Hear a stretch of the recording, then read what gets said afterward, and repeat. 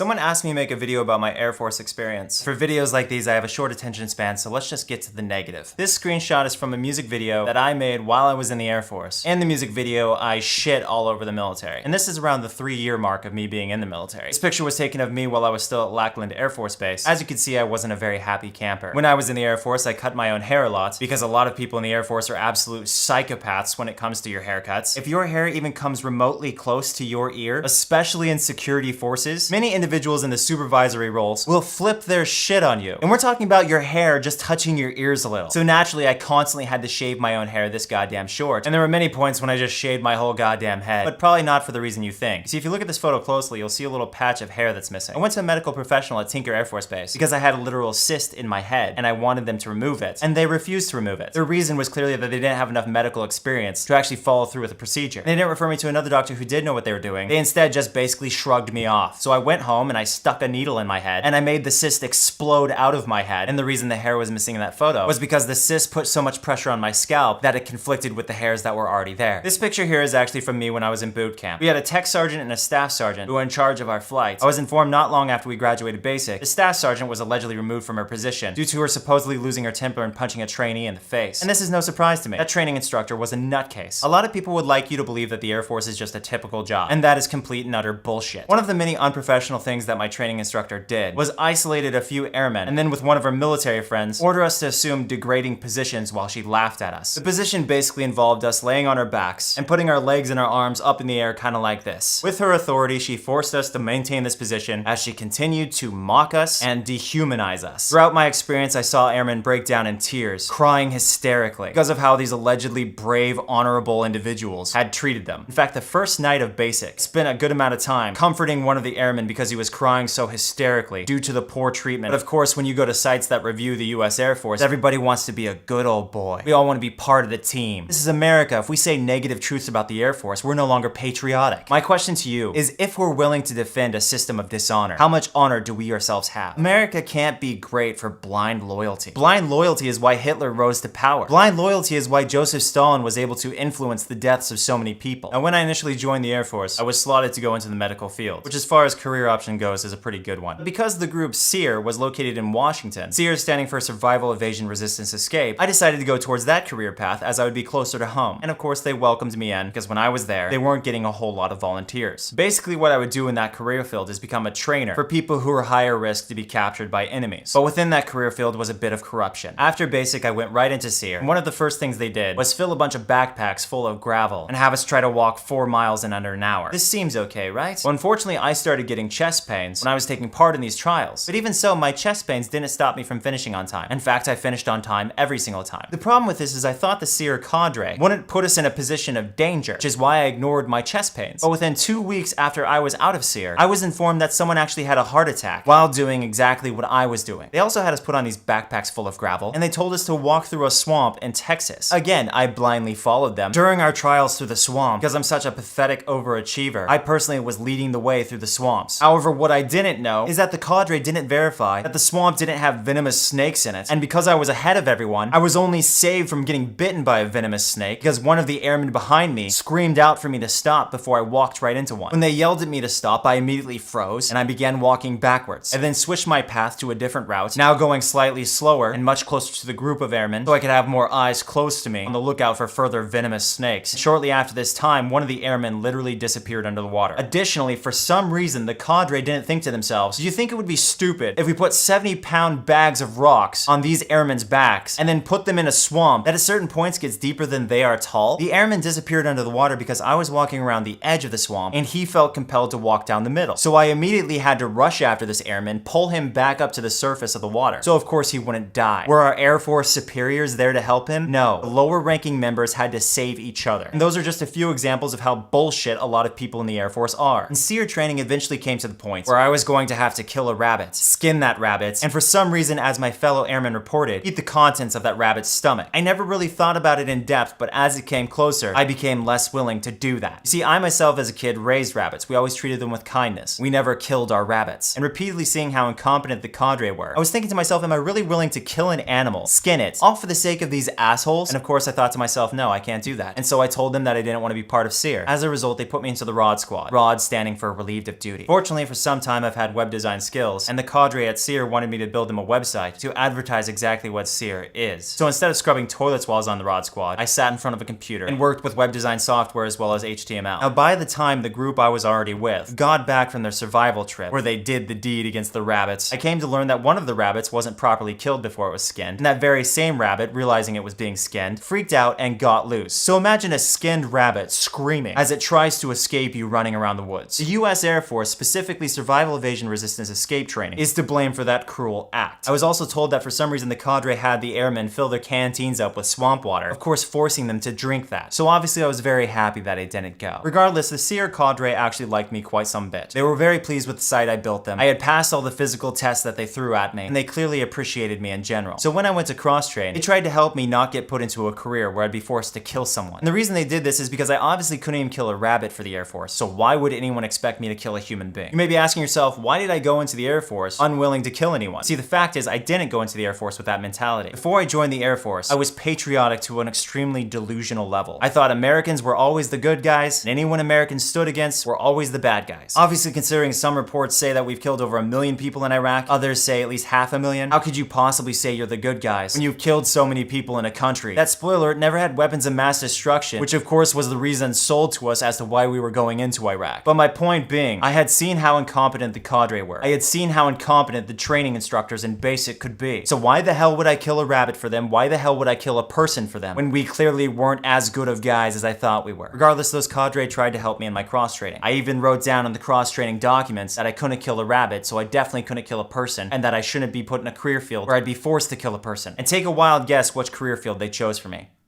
Security forces. That's right.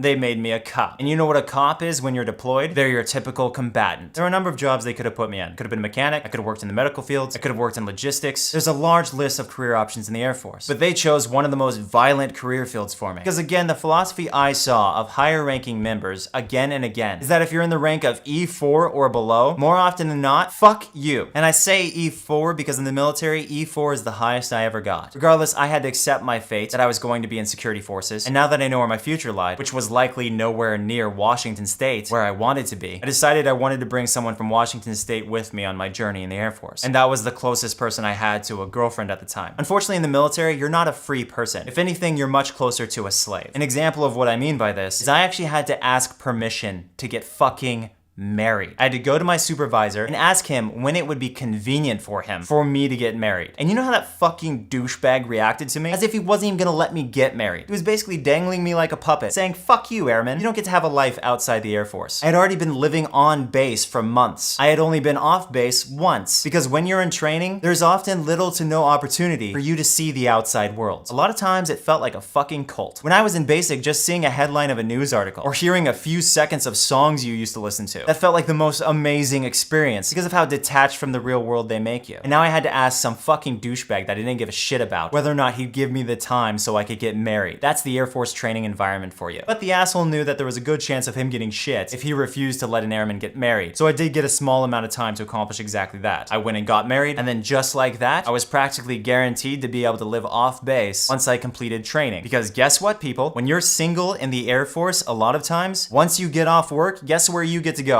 Fucking work. You go from work to work to work to work to work because many bases have on-base housing, especially it seems when it comes to dormitories. But this video is getting too long. Someone wanted to know about my Air Force experience. I was actually in the Air Force for years. I literally just gave you this massive list of complaints, and so far I've mostly only talked about the shit that went down within the first couple months. So I think you can figure out for yourself how truly fucked up the Air Force is based off these statements. But hey, thousands of people have given the Air Force a good review. I'm just some angry asshole. So you be sure to write me off just like the Air Force repeatedly did throughout my career. Because that's how we keep the system of bullshit going on and on and on, so nobody has to change jack fucking squat. But yeah, I have plenty more to say. But the point of this video has been clearly established. So for now, let's leave it at that.